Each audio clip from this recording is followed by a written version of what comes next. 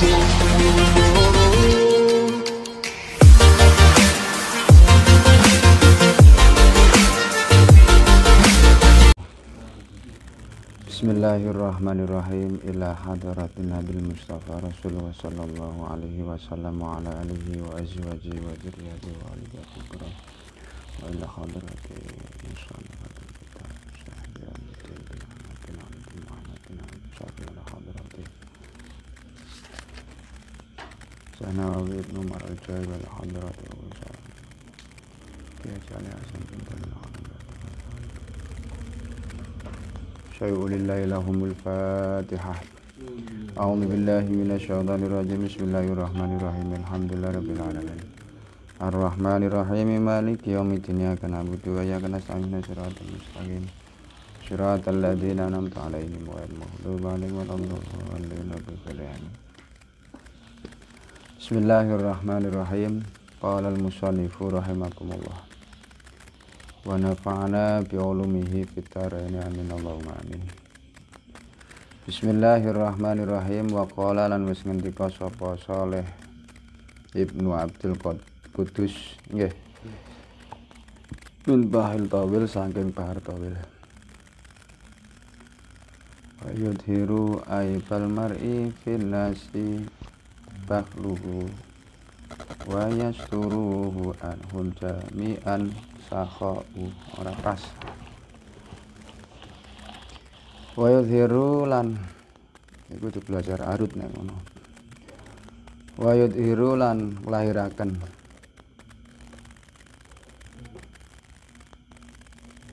aibal mar'i ing aibe utawa kekurangane wong suwiji finasing dalam menungso sop apa bahluhu bahal utawa medhite mar'un wayasturu lan nutupi hu ing mar'un hu ing bahl napa nganu mar'i anhum sang nas jami'an hale kabeh apa sakhauhu lomone mar'i.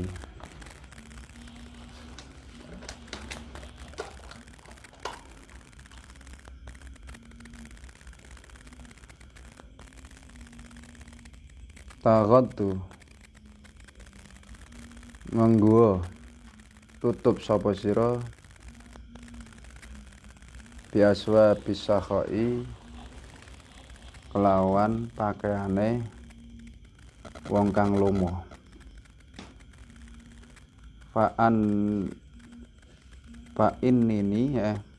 Fa'annani mongko sak temene ingsun iku aron ningali sapa ingsun kula aibin ing saben-saben cacat. Wasakha utawi lomo to dermawan iku yuta uhu tutupe aib.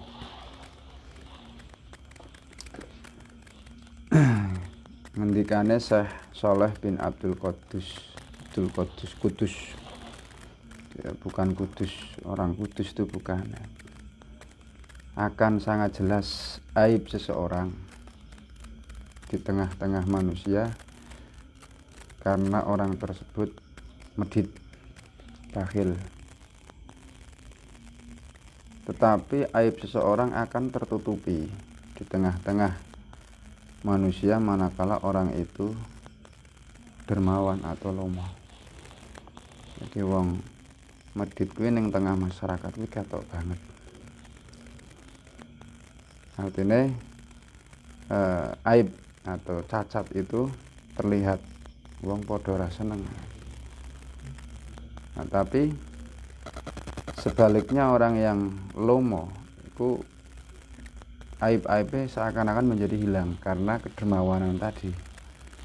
Nah, sehingga orang-orang menjadi suka untuk mendekat. Maka pakailah pakaiannya orang yang dermawan. Karena saya melihat, kata Syekh soleh tadi. Saya melihat setiap cacat itu akan tertutupi dengan kedermawaan atau dengan kelomanan. Wong maune sengita kaya apa barang diapiki, diwahi, diparingi dan sebagainya dadi apik. Ya. Tapi nek sak apa pelit ya wong padha seneng ngene. Wala wafa lan ora nuhoni iku maujud lil mamluki kaduwe pira-pira raja. Li'anahu krana sak temene mamluk iku la yastahyi ora iku la yustahyi ora den uripi sapa mamluk wala yukhafu lan ora den yastahyi isini ora den isini wirangi ya sapa mamluk wala yukhafu lan ora den wedeni sapa mamluk min ahadir rakyati saking ijen-ijene rakyat.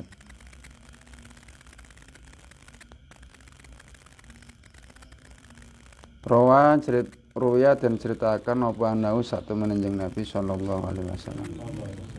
Iku kala wis dawuh sapa Kanjeng Nabi, sinfani min ummati in solahu solahatil ummah. Al umara wal fuqaha.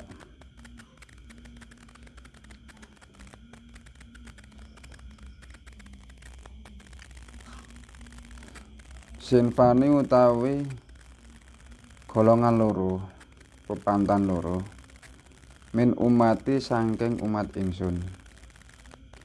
Ing solahu lamun bagus sapa umati ya solahat monggo bagus sapa al umatu umat. Al umara uswijiku pemerintah wal fuqaha ulan ulama al fikih. Jadi kata Rasulullah iki sing bahas apa sih sing wingi?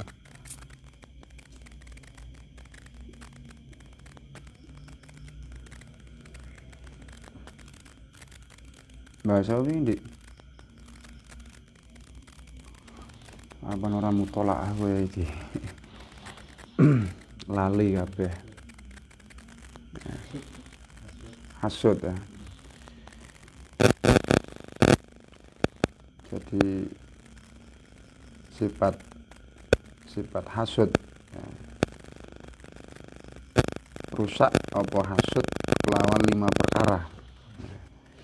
Rusak sifat hasud karena 5 perkara. Di antaranya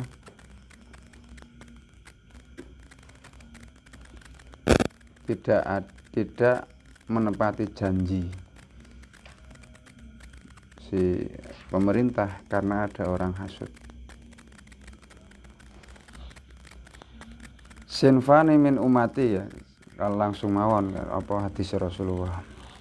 Ada 2 golongan umatku kata Rasulullah. Jika 2 golongan ini bagus, maka umatku akan bagus.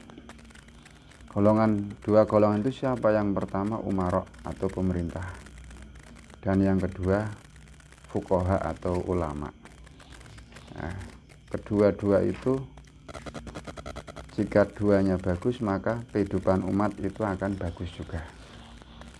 Nah, maka umara dan fuqaha itu mestinya harus saling bersinergi, bahu-membahu untuk kebaikan masyarakat. Nah, nek fuqaha karo umara wis bermusuhan ya juga alamat membingungkan masyarakat ya, atau bahkan merusak masyarakat. Jadi kedua elemen atau kedua golongan ini harus saling membahu untuk mencapai kemaslahatan umat, kan seperti itu ya. Rawa wis ceritakan ing ate sapa Abu Nuaim Waruwilan dan ceritakan apa ana sak temen Kanjeng Nabi sallallahu alaihi wasallam iku kala wis dawuh Kanjeng Nabi. La tahluka ora rusak apa rakyatu rakyat wa ing kanat lamun ana sapa rakyat iku zalimatan dolim musiatan kang Allah idza kanat nalikane ana sapa alwulatu pemerintah hadiatan kang nuduhaken apa wulatun mahdiatan tur kang nuduhaken walakin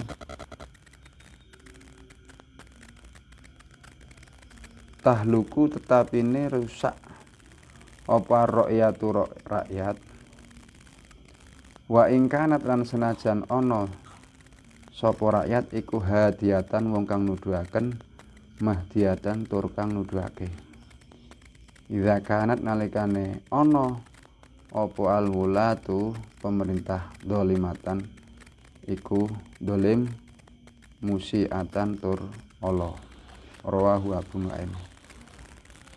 Kanjeng Nabi sampun dawuh tidak akan rusak rakyat tidak akan rusak jika meskipun dia melakukan perbuatan dolim atau perbuatan yang tercela ya, selagi pemerintahan itu bisa menjadi orang yang menunjukkan dan menuntun kepada kebaikan, tetapi menjadi rusak masyarakat atau rakyat meskipun rakyat itu ahli atau mau menjadi penuntun dan menunjukkan jika pemerintahannya itu rusak. Jadi kuncinya berada pada pemerintah ya. Sebab api kaya apa rakyat nek pemerintahane ora apik masyarakat jadi rusak ya. Ngene masyarakat nyegah onone bar misalkan onone karaoke, tapi ketika pemerintah mengizinkan bahkan menyupport ya masyarakat jadi rusak kabeh ya. Tapi sebaliknya meskipun masyarakat berkehendak untuk mendirikan karaoke, bar dan sebagainya, tapi jika pemerintah tidak mau mengizinkan dan bahkan melarang, maka tidak akan terjadi tempat-tempat kemaksiatan tersebut. Kan seperti itu. Jadi kuncinya berada di dalam di pemerintah. Oleh karena itu, ya jika ingin masyarakatnya itu baik, ya carilah pemerintah yang baik. Meskipun masyarakat itu awalnya ahli maksiat, tapi nek dikirim pemerintah yang baik, maka secara berangsur itu akan menjadi baik, kan seperti itu. Nah, syarat agar masyarakat diberi pemerintahan yang baik, artinya pemerintahan yang tidak dolim, maka dia harus mendekati kepada para ulama. Nah, sebab Kanjeng Nabi juga sampun dawuh, kelak umatku akan lari dari para ulama. Jika umatku telah lari dari para ulama, maka dia akan dicoba dengan 3 perkara. Yang pertama, kasabe sing ora berkah. Nyambut gawe kasep nyambut gawe. Hati nyambut gawe nih mbok bat awake kesel tapi hasilnya ora berkah. Nah, yang kedua, dia akan diberi pemimpin yang dolim. Yang ketiga, mati dalam keadaan tidak membawa iman. Nah, dalam konteks yang nomor 2 ini, dia diberi pemimpin yang dolim karena dia lari dari ulama. Maka syarat agar kita diberi pemerintahan yang baik, maka kita juga harus mau mendekat kepada para ulama, kan seperti itu.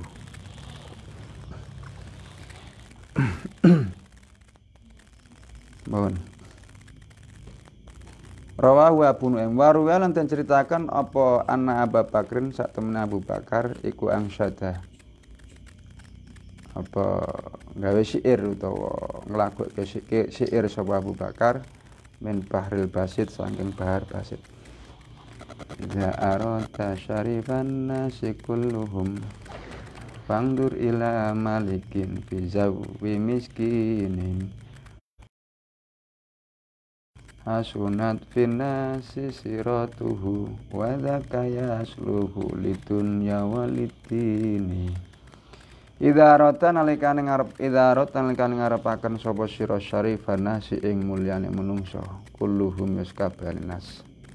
Fangdur mongko ningalono sapa sira ila malikin maring raja fi zawi miskinin ing dalem penganggone fi zawi ing dalem penganggo sira miskinin wong miskin menganggone wong miskin. Jika kamu ingin melihat kemuliaan manusia secara umum, maka lihatlah rajamu, lihatlah pemerintahanmu.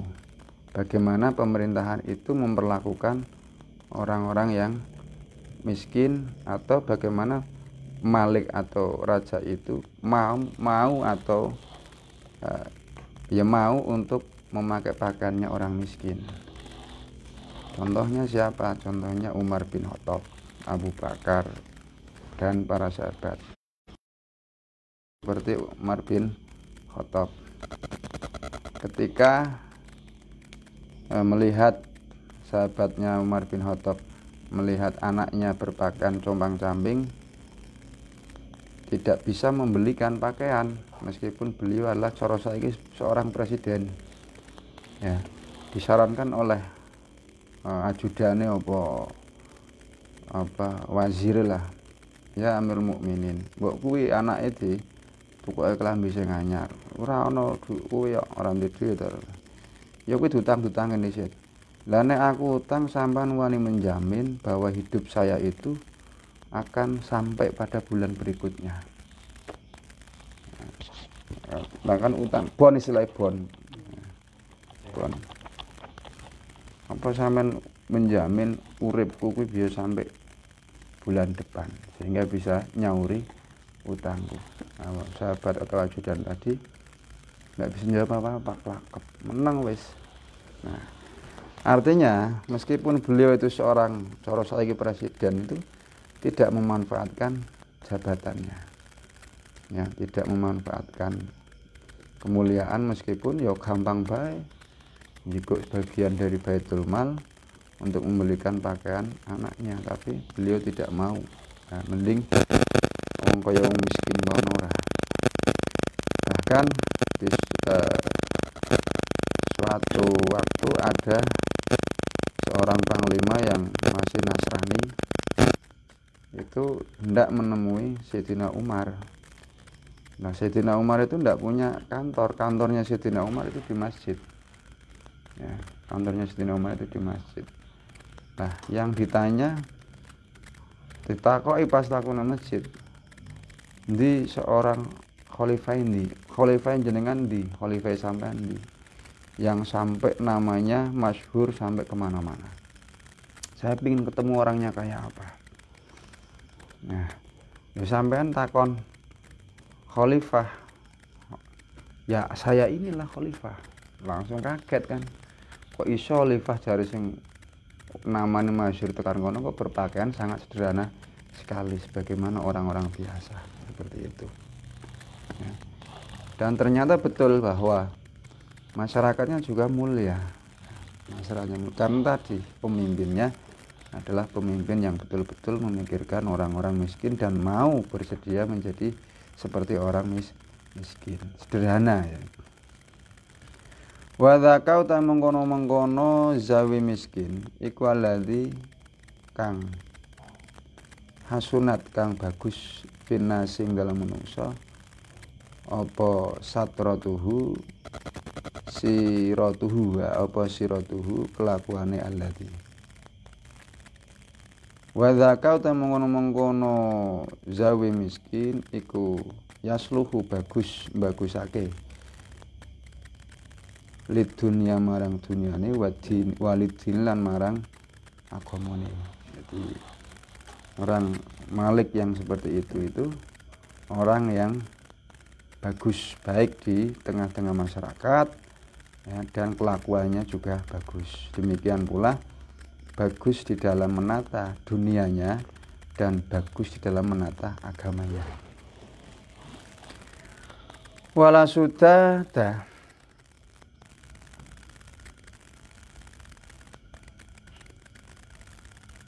lan ora ana kemuliaan iku maujud lisayyi kaduwe wong kang ala lisayil khuluqi kaduwe wong kang ala budi pekertine. Berikutnya, tidak ada kemuliaan sama sekali bagi orang yang budi pekertinya buruk. Ruwiya dan ceritakan apa ana sak temen Kanjeng Nabi sallallahu alaihi wasallam iku kala wis dawuh sapa Kanjeng Nabi. Su'il khuluqi utawi alane budi pekerti iku syukmun Allah. Wa sirarukum utawi alane sira kabeh iku aswaukum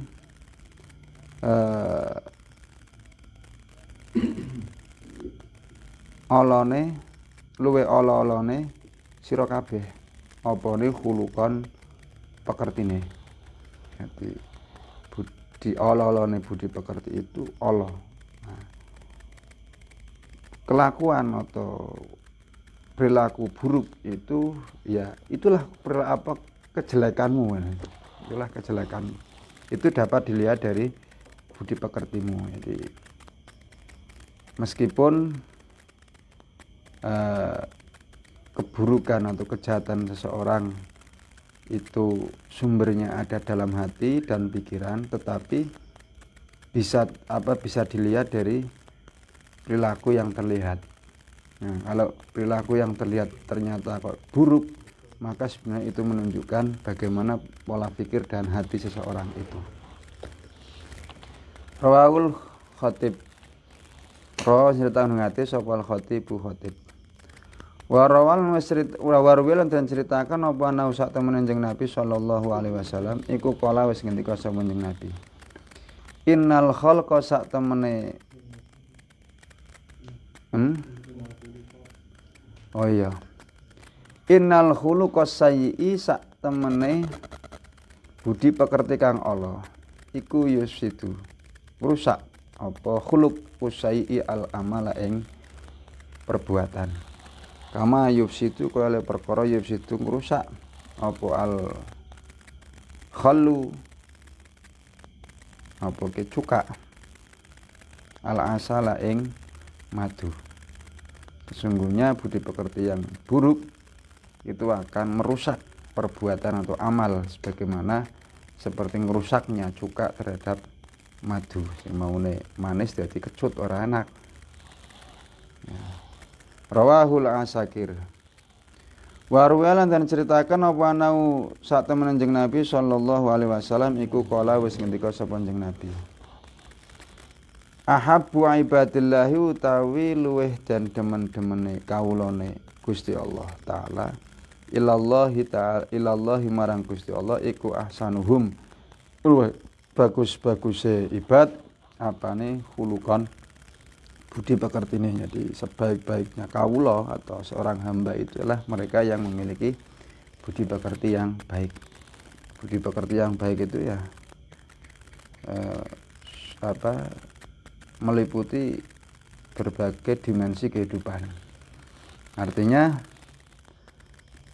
bukan hanya tampak dalam sandiwara perilaku atau perilaku yang terlihat, tetapi budi pekerti yang baik itu yang meliputi hatinya, meliputi pola pikirnya, meliputi tindakannya. Itu namanya budi pekerti yang baik. Atau dalam bahasa misalnya mungkin disebut dengan moral ya. Bukan hanya sebatas tata krama tetapi lebih pada moral. Nah, sebab kadang-kadang kita harus bisa membedakan apa itu yang disebut dengan moral, apa yang disebut dengan etika atau tata krama. Kalau moral itu kan lebih luas, yang meliputi pemikiran, hati dan perilaku kan seperti itu. Nah, yang dimaksud itu ya yang ini, yang moral ini. Dan itu lebih utama sebab apa? Kanjeng Nabi itu diutus untuk menyempurnakan akhlak atau budi pekerti. Jadi innama buistu li utammima makarimal akhlak. Sesungguhnya utus li utam untuk menyempurnakan makarimal akhlak. Jadi Kanjeng Nabi itu diutus hanya untuk menyempurnakan akhlak. Makanya di dalam Islam itu akhlak kedudukannya paling tinggi. Ya, burine mengisore nembe ilmu. Ilmu itu ya setelah akhlak. Nah. Rawahu Tabrani. Wa ruwiya lan ceritakan apa nau sak temen Kanjeng Nabi sallallahu alaihi wasallam kala ngendika Kanjeng Nabi. Makarimul akhlaq utawi mulia-muliane akhlak iku min a'malil jannati setengah saking pira-pira perbuatane surga, amale surga. Rawahu Tabrani.